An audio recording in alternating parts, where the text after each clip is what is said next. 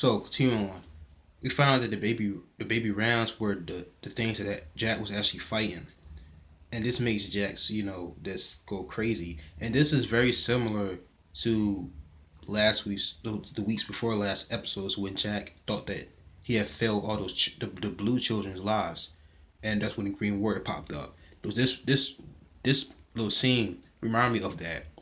And when he went crazy, he had this mental breakdown when he found out that it was actually the baby rams he was fighting. He just threw his sword aside, and then he was like, "No, blah blah blah," and he just like fell in despair. And the sword, what happened was, freak, I forgot. I think it was like a earthquake. Damn, something happened, and the sword ended up falling inside the same hole where the time portal was before Aku destroyed it. It fell down the hole, the gorge, and that's where the sword is. So Jack and Ashi end up have to go back to his gorge. So they go up the mountain, and Jack is telling Ashi this is where the sword is.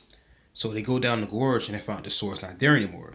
So Ashi says the sword not there anymore, and Jack says no, the sword is not here because I lost it. I didn't lose the sword; it left me. Meaning that because Jack lost his will to keep fighting, and he allowed himself to be weakened internally over time, and allow his mental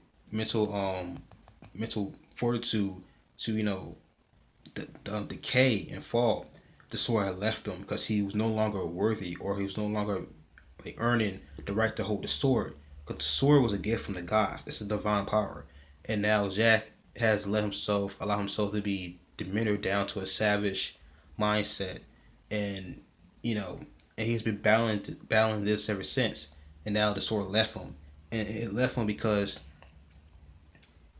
he has to get back to where he was as far as what his purpose is, and deal with his internal issues, because that's psychological, but it's also spiritual. Because when we talk about the sword, it comes from the gods, and the gods, they exist on another plane of existence. And because Jack doesn't have the inner strength to handle the situation, the sword left him.